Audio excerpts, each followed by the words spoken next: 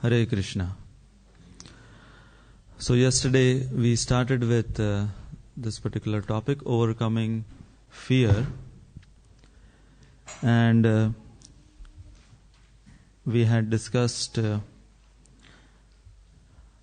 on these questions, how to define the problem, then what are the different types of fear and what causes fear, and we left off from there trying to understand how to overcome now.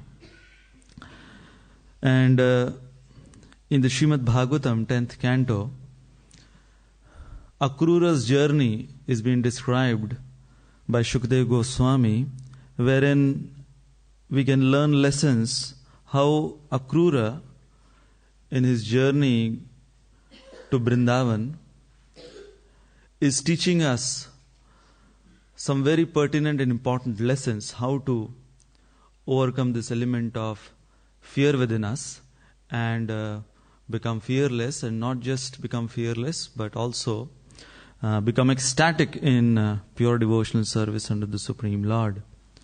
So Akrura's journey from Mathura to Vrindavan is compared to a sadhaka's journey going back to Godhead. And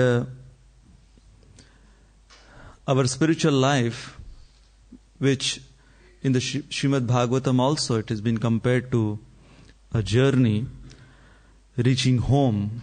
Srila Prabhupada, he many times used this phrase that we all have to go back home, back to Godhead. One time he said that if we do not fulfill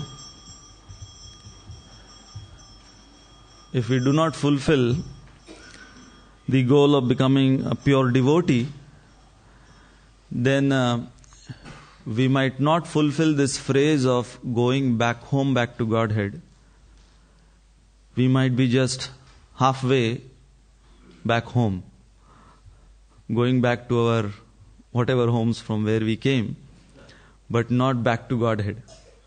So in order to fulfill this phrase, Prabhupada said, we have to also become pure devotees of the Lord. Now, Akrura's journey to Vrindavan is something very significant. We all know how Kamsa, who was trying to kill Krishna in so many ways, and when he was totally unsuccessful, he realized that he has to confront with Krishna and Balram himself. And he appoints Akrura to go to Vrindavan because he finds that Akrura, who is related to Krishna, and Akrura is a person whom nobody will doubt as to why Kamsa is calling Krishna and Balram to Mathura. So Akrura, who has been appointed by Kamsa, and as we know that Akrura who is also working for Kamsa, so Akrura sets for Vrindavan early in the morning. In fact, he makes sure that Kamsa, he doesn't give his own chariot. He makes sure that Kamsa presents to Akrura a brand new chariot.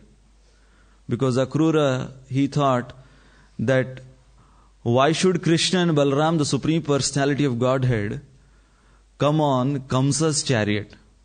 Why should they have Kamsa's remnants?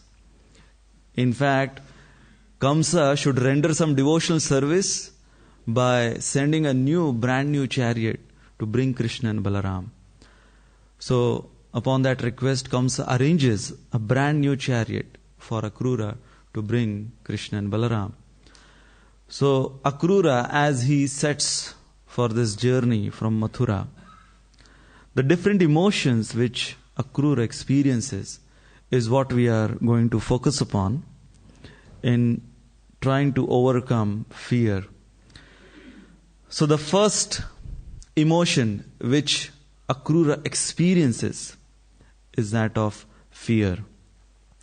Then, as he is proceeding towards Vrindavan, as he is coming closer to Vrindavan, that fear gets transformed into confidence.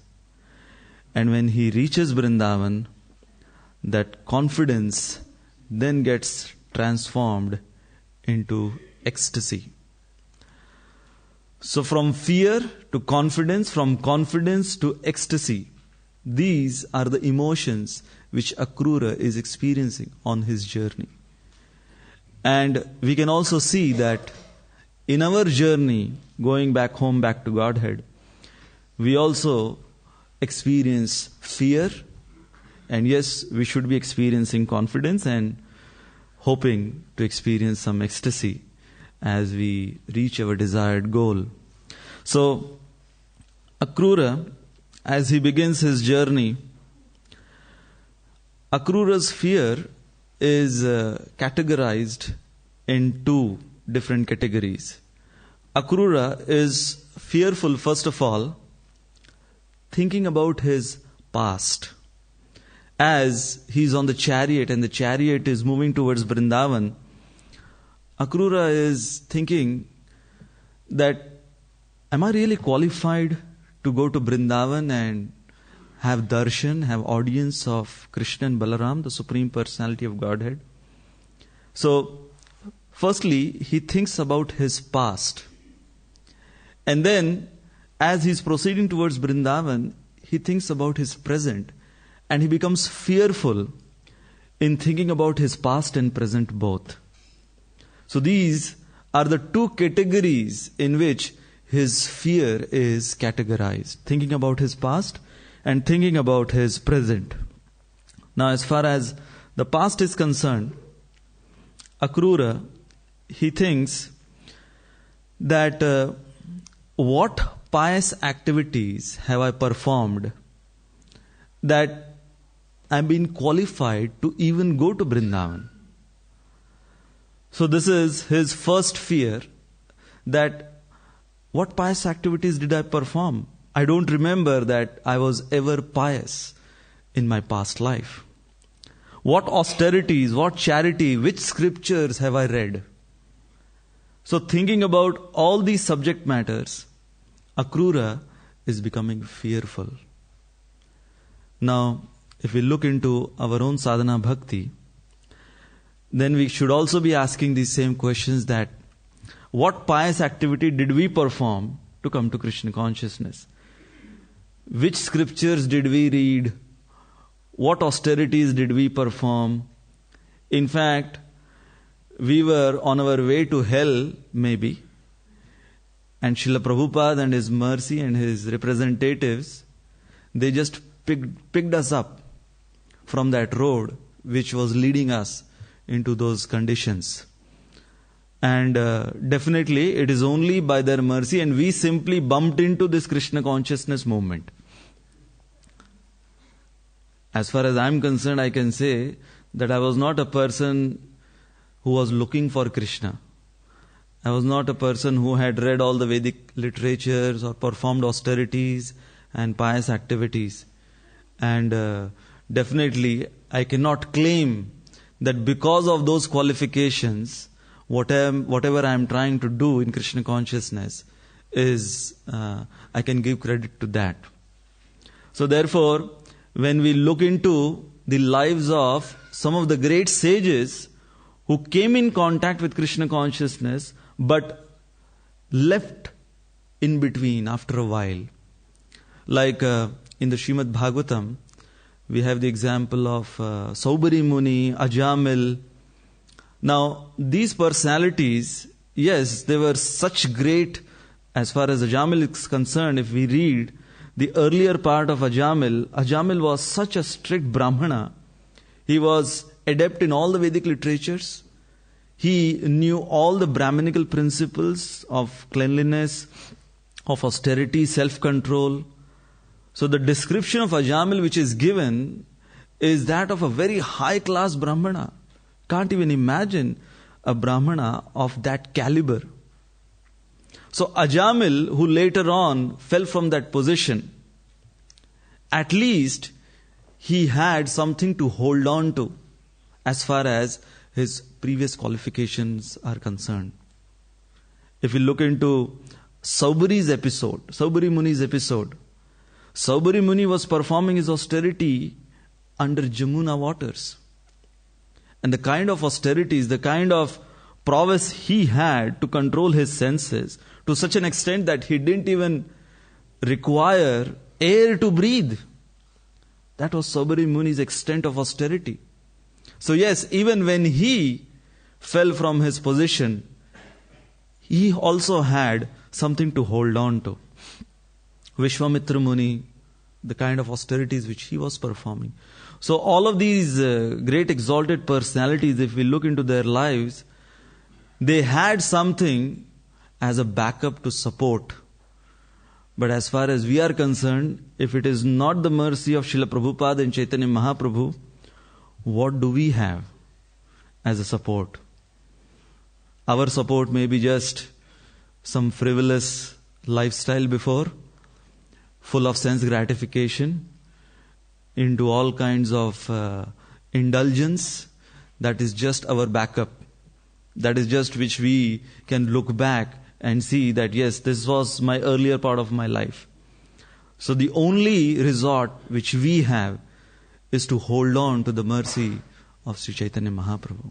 So therefore, looking into our past, there should be some healthy fear, as Akrura is also instilling within him healthy fear that if I look into my past, I do not have any qualification to get the mercy of Krishna and Balram.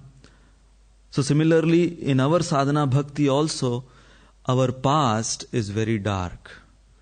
And therefore, there is nothing from our past which we can hold on to, saying that yes, if not Krishna consciousness, if not the mercy of Srila Prabhupada, if not the mercy of Lord Chaitanya Mahaprabhu, at least I have something from my past which will save me.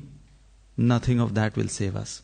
So this is the first category of fear which Akrura was experiencing as he's thinking about his past. And we also know how Srila Prabhupada, what he said, that when Srila Prabhupada was asked initially by his disciples that, what qualification did we have that you gave us this sublime Krishna consciousness process?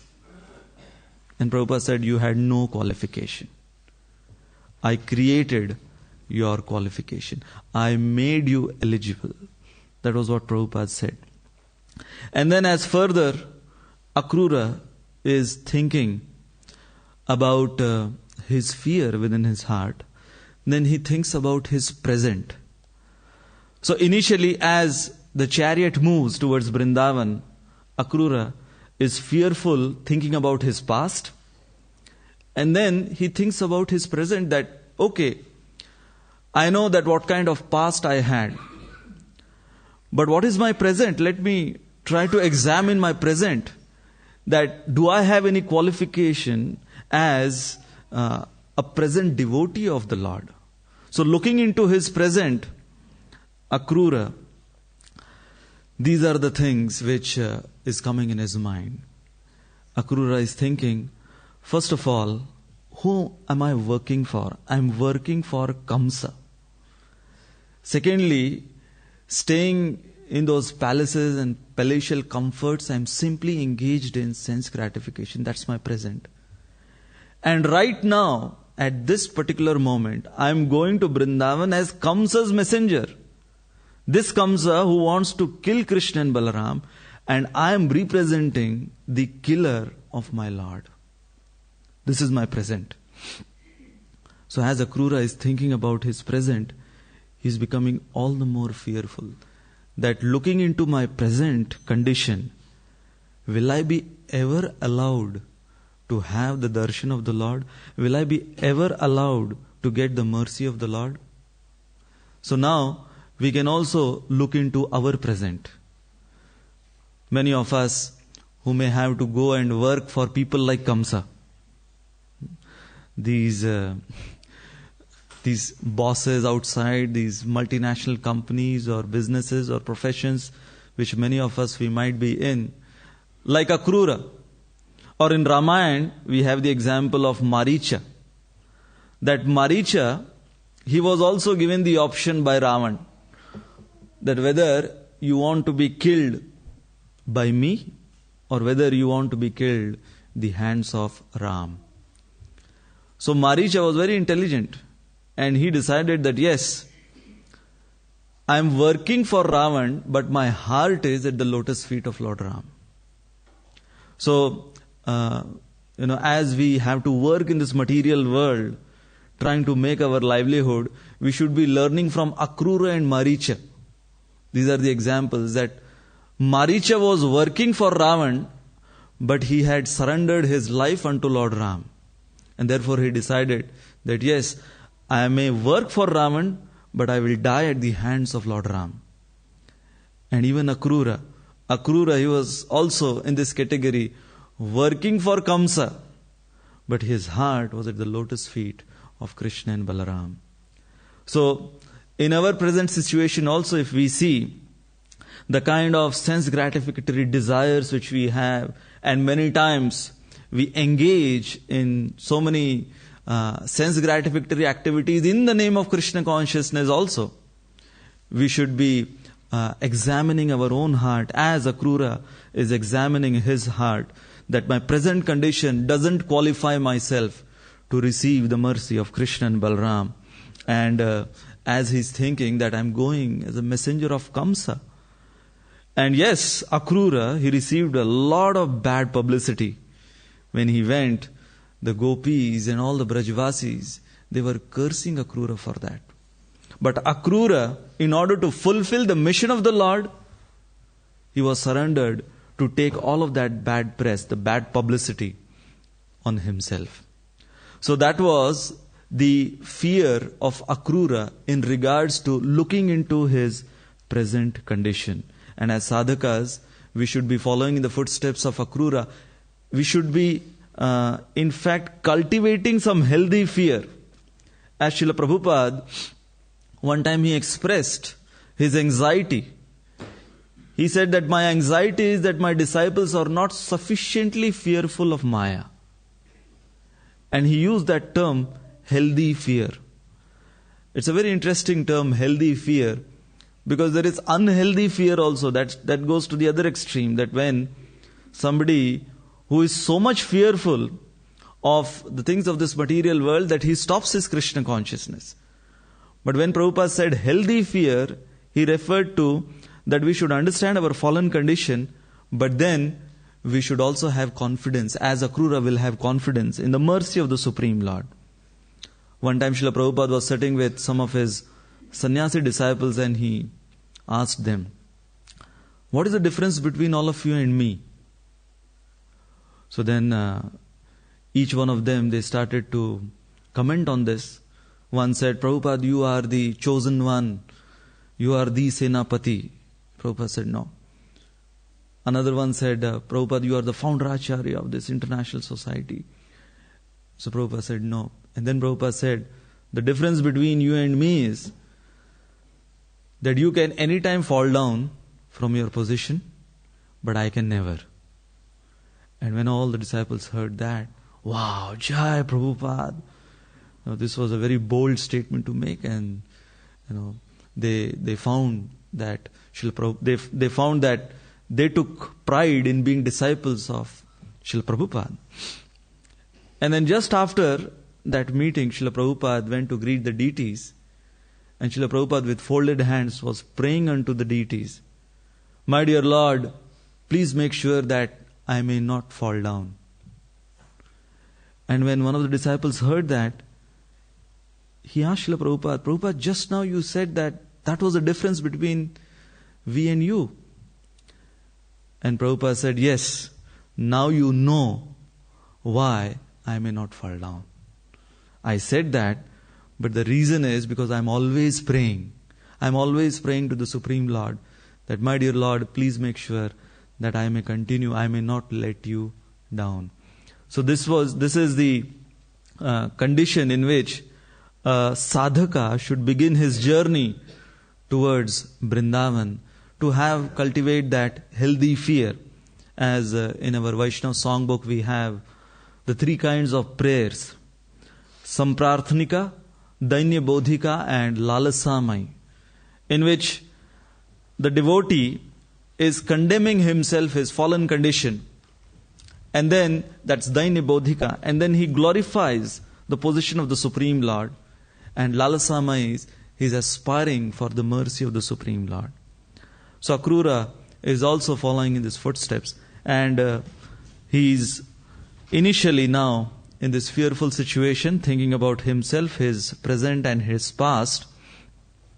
And then as Akrura is coming closer to Vrindavan, the vibrations of Vrindavan is affecting Akrura.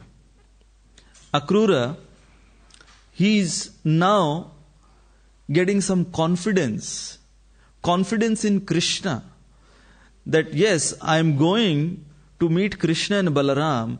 So yes, as far as I am concerned, I am disqualified. I do not have any eligibility to receive the mercy of Krishna and Balaram. But by their mercy, by their power, by their glories, I have confidence in them. And Akrura's confidence starts to build up as he is now proceeding and coming closer to Vrindavan. So the vibrations of Vrindavan are falling upon Akrura, and now Akrura, from the emotion of fear, Akrura goes into the emotion of confidence slowly. As sadhakas also, we have to follow in the footsteps of Akrura, and with that healthy fear, go into this emotion of confidence in Krishna and Krishna's mercy. So, Akrura, as thinking about Krishna's glory, he first of all thinks that I'm thinking that I'm so fallen that Krishna and Balaram, they do not have sufficient power to uplift me from my fallen condition. I think that I am more fallen than the power of Krishna's mercy to redeem me. And then the first thing which Akrura thinks, that yogis, great yogis, just by meditating on his lotus feet, they have crossed the cycle of birth and death. Just by meditating. So if yogis, just by meditating, they have crossed the cycle of birth and death, I'll be face to face seeing those lotus feet. So why should I doubt that I will not receive the mercy, or I will not come out from my fallen condition? If the yogis simply by meditating, they come out from the cycle of birth and death, I'll be seeing those lotus feet face to face. Then Akrura further thinks that sinful souls, just by receiving the glare of his effulgent toenails, they have purified their consciousness. So definitely, I'll be seeing the lotus feet, not just the glare of the effulgence of the lotus feet of Krishna and Balaram, but I'll be seeing that self-same lotus feet of the Lord. So thinking of the lotus feet, he's gathering confidence. And then he gives the example, if a tiny straw can reach the shore of an ocean, the ocean is so huge, and if a tiny straw is just strewn somewhere, floating on the surface of the ocean, yes, there will be a time when that tiny straw will reach the shore. So why not I? If that tiny straw has that particular facility to reach the shore, definitely I, who might be like that tiny straw, will definitely reach the shore of Krishna's lotus feet. And then finally, Akrura is thinking that what to speak of me? Kamsa, he sent all these demons. Putana, Aghasur, Bakasur, Keshi, Arishtasur, all these demons were sent by Kamsa. And these demons, just entering the precincts of Vrindavan, they got purified. What to speak when Krishna personally delivered all these demons. So these demons who were sent by Kamsa, they just had one-way ticket to Vrindavan. They didn't go back to Kamsa. All of them, they were all liberated. So if all these demons who went with the sole purpose, the sole motive was to kill Krishna, Putana, we heard about Putana, that Putana, she had such ill motives that she disguised herself looking like Lakshmi and trying to express motherly affection towards Krishna. And such a huge demoness, and Krishna was only 6 days old. What a 6-day-old baby can do. How helpless a 6-day-old baby is. Of course, Krishna is beyond any of these designations. But Putana, who came with such ill motives, Krishna made her into the position of his own mother in Golok Vrindavan. Not any Vaikuntha planets, but in Golok Vrindavan. So as Akrura is thinking about all these demons sent by Kamsa, Akrura thinks that definitely I am going with not such ill intentions. I am just following the orders of Kamsa, but my intentions are that I want to receive the mercy of Krishna and Balram. So thinking about all these demons, Akrura is getting the confidence. A devotee, when he focuses on the glories of Krishna, on the qualities of the Supreme Personality of Godhead, focusing on the qualities, we develop confidence. And therefore, if we look into the lives of great exalted devotees, they have always focused positively on the qualities of the Supreme Personality of Godhead, which instilled in their hearts the confidence that yes, they will receive. As Rupa Goswami in the Nectar of Devotion, he says, one of the qualities of a person in ecstatic love for Krishna is Asha Bandh, hope against hope. That he has this hope against hope that one day I will definitely receive the mercy of the Supreme Personality of Godhead. And we have so many examples. Dhruva Maharaj. Dhruva Maharaj, who didn't know anything about the Supreme Personality of Godhead, he was told by Suruchi, Suniti and Narad Muni. Even Suruchi told to Dhruva Maharaj that if you want to sit on the lap of your father, you have to take birth from my womb, and for that you have to approach Vishnu. So Dhruva Maharaj, who started his Krishna consciousness just 6 months ago, just heard about Vishnu, and he didn't hear that Vishnu is going to give you pure love for himself. He just heard that Vishnu is a person from whom I can get a kingdom greater than my great-grandfather. So from there, Dhruva Maharaj's determination to have Vishnu was so strong that within 6 months' time, Dhruva Maharaj, he got the mercy of the Supreme Personality of Godhead. Recently we celebrated Narsingh Chaturdashi. Prahlad Maharaj, another 5-year-old devotee of the Lord.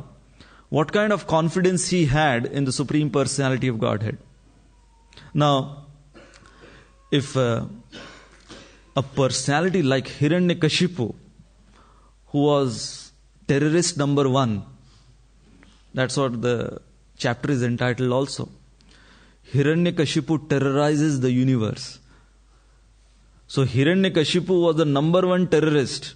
If any terrorist would be given that title of being the number 1 terrorist, it was Hiranyakashipu. And if anyone would be given the title of Mr. Universe, it would be Hiranyakashipu again. So Hiranyakashipu was terrorizing the entire universe. Not just some country or some planet, the entire universe he was terrorizing. And this Hiranyakashipu, imagine this Hiranyakashipu is asking, if Hiranyakashipu is asking us, is your Lord there in this pillar of mine? Now, do we have that confidence? As Prahlad Maharaj had that confidence. Now, many times during these dramas, one of the most popular dramas are the appearance of Lord Narsinghadev dramas. And over there we find that Prahlad, whoever enacts as Prahlad, he appears to be very fearless. Because he knows that Narsinghadev has just entered the pillar. The last scene. The curtains are closed and everyone is getting ready for the last scene, and the little Prahlad who is acting as Prahlad has seen Narsinghadev entering into the pillar. In fact, it was the case even then. When Hiranyakashipu asked Prahlad, is your Lord there in this pillar? Our acharyas explained that Lord Narsingdev peeped out of the pillar and showed to Prahlad, I am here, don't worry, go ahead, tell Hiranyakashipu that I am here present. So, and yes, both Hiranyakashipu and the Lord knew that Prahlad will say, yes, he is there in the pillar. Now, just imagine the compassion and the mercy of the Supreme Lord. That the Supreme Lord, just to prove the words, Satyam Vidhatum Nija Bhritya Bhashitam, just to prove the words of his pure devotee, the Supreme Lord was ready to appear from the pillar, dead matter, from pillar, or that to Hiranyakashipu's palace. Now, Hiranyakashipu's palace was not a very sacred place, definitely.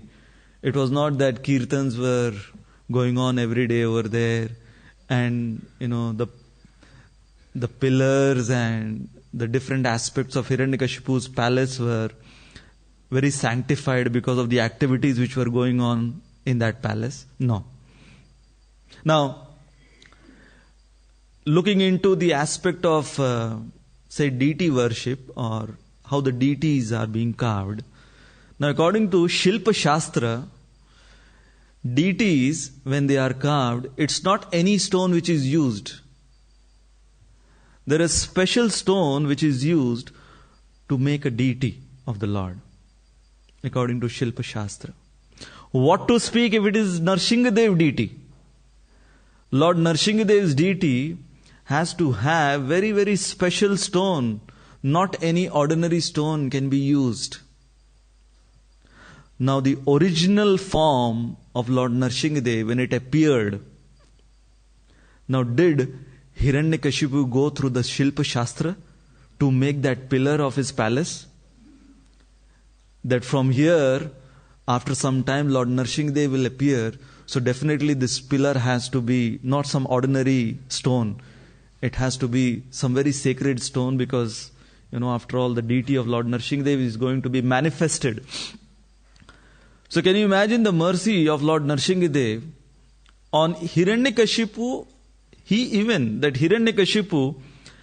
That the Lord, he made the palace of Hiranyakashipu blessed. The pillar of Hiranyakashipu blessed.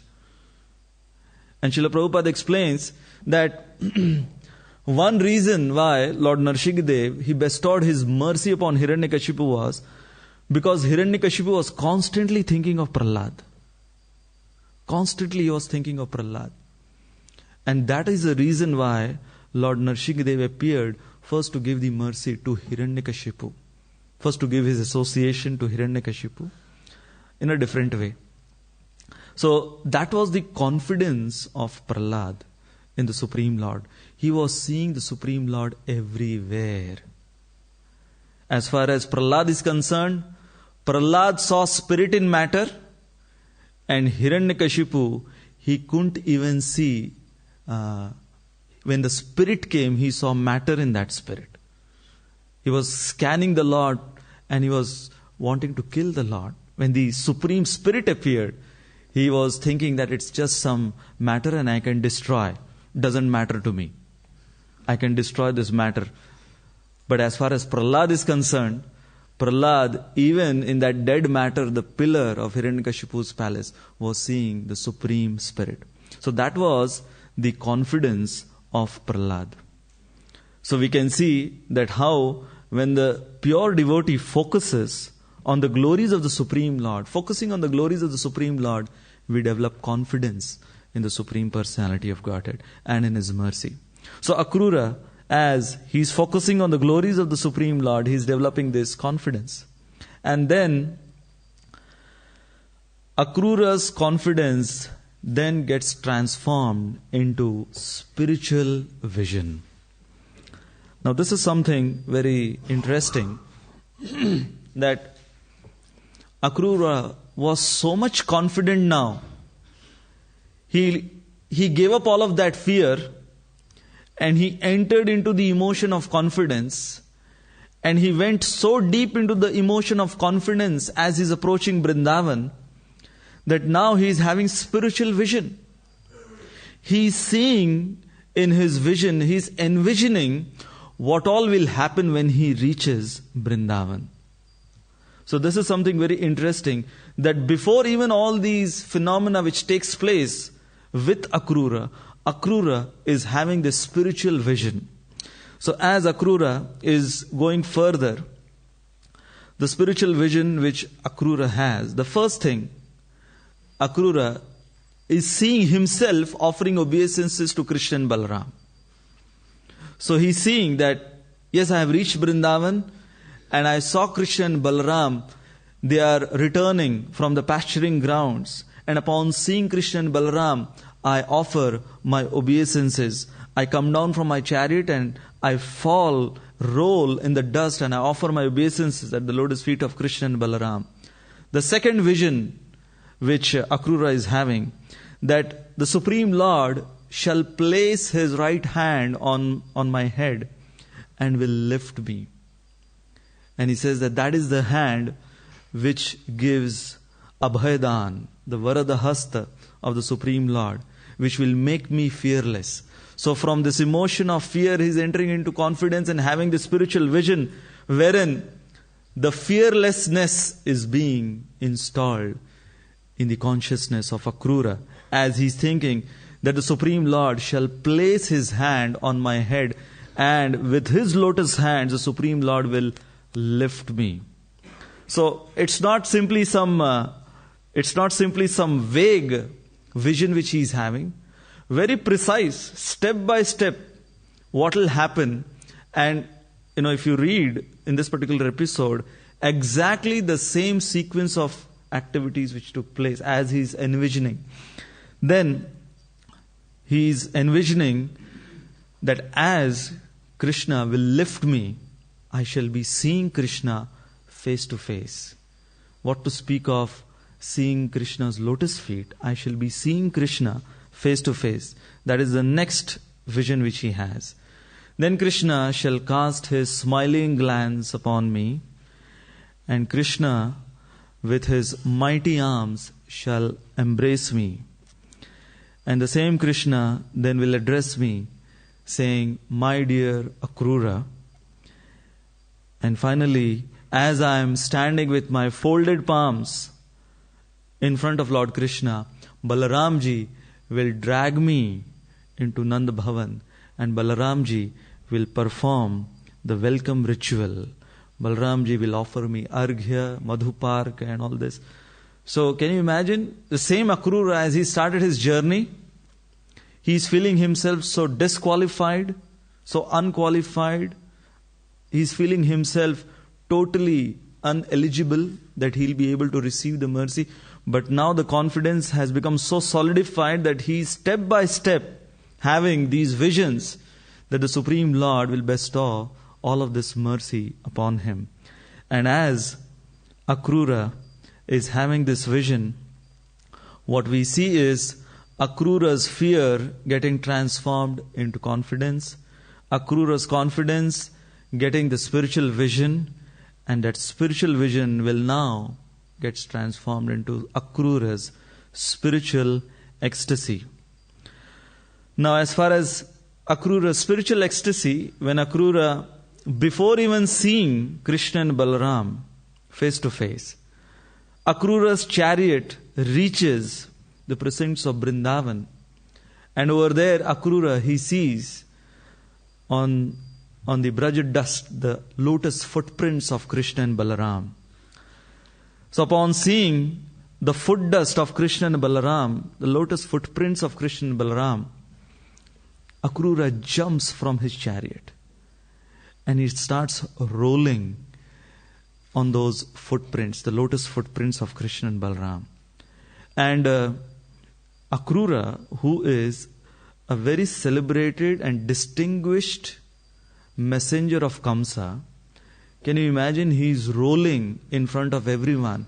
He is dressed up like a diplomat representing Kamsa, but he is rolling in the dust. He just jumps out and starts rolling in the dust of the lotus footprints of Krishna and Balaram.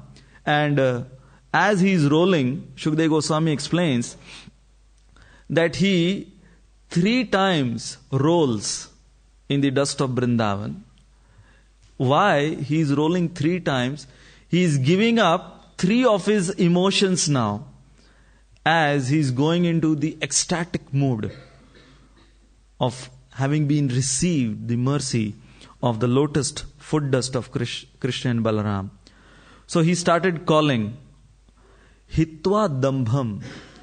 As he rolls for the first time, he says, Hitva Dambham, I give up my false pride.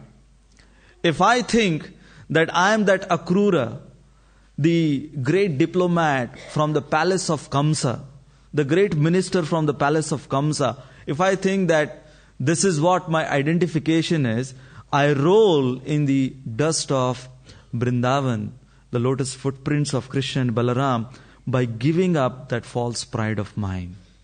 So in order to overcome the fear and getting into confidence, and yes, of course, receiving the ecstatic love of Krishna, one has to give up that false pride. And then the second time Akrura rolls, and then he says, Hitva Shucham, I give up all lamentation. That if I think that Kamsa, who, if he comes to know that I sent Akrura to bring Krishna and Balaram so that I can kill them, and here is my own representative who is rolling in the lotus foot dust of my own enemy.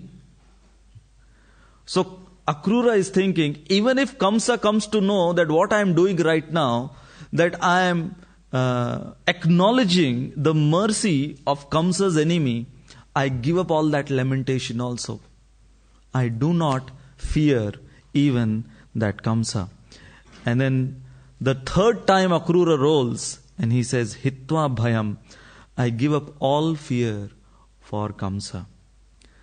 Because Akrura is thinking that as I have entered into Vrindavan, definitely I am liberated. Because if Putana, Bakasur, Aghasur, if these demons who went with such ill intentions, they were liberated, definitely I shall be liberated by the mercy of Krishna and Balaram. But then he's thinking that what Kamsa might do, Kamsa might capture my relatives, my family members. Kamsa might capture my family members and he might destroy my family members. So I give up all attachment towards them also. Since now I have entered the holy Vrindavan Dham and I am rolling in the dust of the lotus footprints of Krishna and Balaram. So this is the ecstasy in which Akrura. So we can see that just this one journey, Akrura begins his journey by having this fear within, that whether I'll be able to even see Krishna and Balaram. But then that fear turns into confidence when he is focusing on the glories of Krishna and Balaram, and that confidence then turns into this spiritual ecstasy as he experiences the lotus footprints of Krishna and Balaram.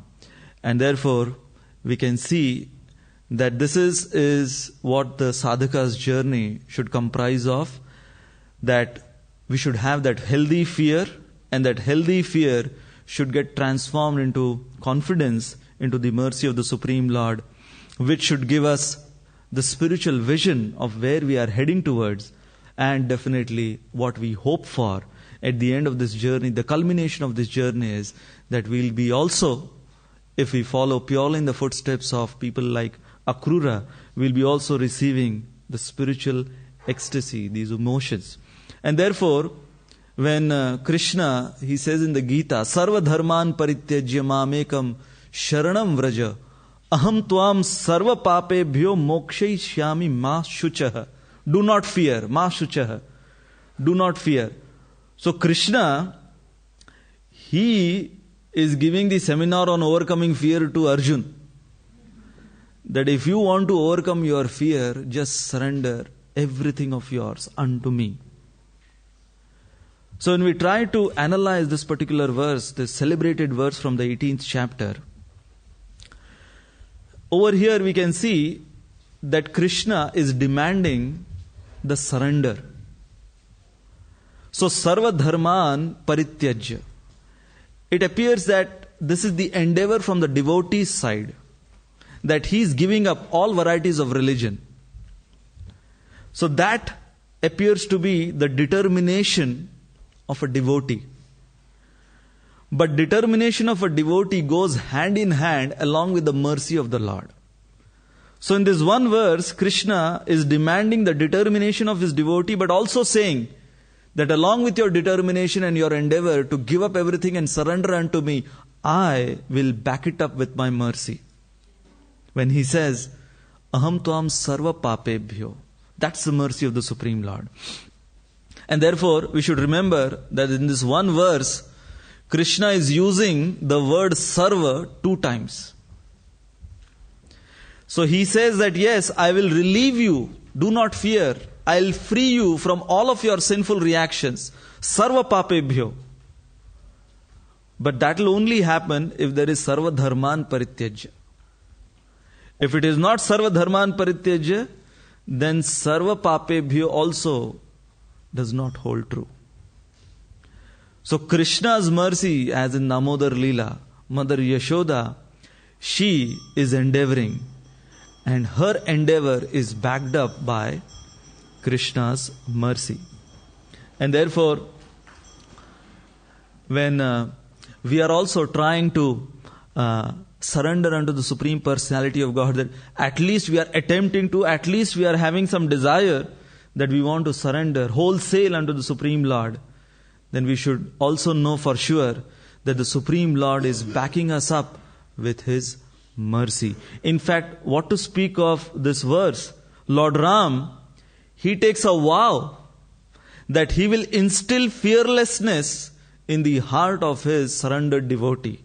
When Vibhishan tries to come to surrender unto Lord Ram, and everyone is doubting Vibhishan, except for Hanumanji. Everyone is doubting Vibhishan. And over there, Lord Ram, He makes this declaration. He says that what to speak of Vibhishan, even if Ravan comes now, even if Ravan comes and with folded palms, if he says to me that I am surrendering unto you, I will forgive even Ravan and I accept even Ravan. Sakrad eva prapanno yastavasmi iti yachate abhayam tu sarvada tasmai dadamye tadvritam mama. Lord Ram is saying that I take this vrata. Now sometimes we take some vrata, say during Kartik Maas or say Ekadashi vrata. What is our vrata? How long our vrata lasts? But what to speak if the Supreme Personality of Godhead, if He is saying that I take a vow. So He is saying that this is my vrata, that whoever comes in front of me and just once, if he says, Tava asmi, my dear Lord, I am yours.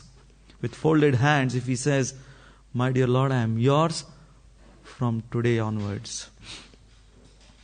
Now we have been saying those 2 words to so many other people, I am yours. But Lord Ram says that if we just come once in front of Him, and we have here, He with His merciful Ram Darbar, He is standing, waiting when we will come in front of Him, and with folded palms we will say, just once, Tava asmi, my dear Lord. From today onwards I am yours. Sometimes we say, I am yours. But sometimes we say, I am yours only today. Maybe on the day of Ram Navami. But from now on, I am yours. If we make that particular prayer, Lord Ram says, Abhayam tu sarvada. Sarvada means at all times, in all places, in all circumstances. I provide abhaydan, fearlessness to that surrendered devotee of mine. So that is what is our hope. The vrata which Lord Ram has taken. So yes, the Supreme Lord Ram, He has made His vow. Now, it is our particular role to be played from our side, whether we are ready to offer wholesale of ours unto the Supreme Personality of Godhead. And that is the sure, short way by which From fear to confidence, to fearlessness, to the spiritual vision, to the ecstatic love for the Supreme Personality of Godhead, which we can achieve as following the footsteps of Akrura. One time Srila Prabhupada, this was in Venezuela, he was singing Jai Radha Madhav, and after that he sang Parama Karuna, Pahuduijana, that song. And upon thinking the mercy of Lord Chaitanya Mahaprabhu, Srila Prabhupada went in ecstasy. And Srila Prabhupada started to cry. And Satswarup Das Goswami Maharaj, he comments on this particular episode, this pastime of Prabhupada. And then he compares Srila Prabhupada to Akrura. He says that just like Akrura, he had that ecstasy dormant within him. It was the vibrations of Vrindavan which made those ecstasies surface out. Similarly, Satswarup Das Goswami Maharaj says, similarly, Srila Prabhupada always carries those ecstasies for Krishna. But in these circumstances, when he starts singing, say, a song like Parama Karuna, those ecstasies, they surface out. So he comments saying that we should not think that Srila Prabhupada goes in ecstasies only sometimes. He's always in ecstasy. Just like lust is dormant within us always. And at opportune moments when sense objects come, our lust surfaces out. That's our condition. For a pure devotee like Srila Prabhupada and Akrura, he says that these spiritual ecstasies are always there. Like Akrura, those spiritual ecstasies, they came out when he came in contact with that lotus footprints of Krishna and Balaram, when he came in contact with Vrindavan. So we should also aspire to be in the footsteps of these great souls like Srila Prabhupada, Akrura, that we may also develop those ecstasies and serve the Supreme Personality of Godhead with a pure heart, with a pure mind, with purified consciousness. Hare Krishna, Krishna Krishna, Hare Hare, Hare Ram, Ram Ram, Hare. Thank you all very much. Hare Krishna.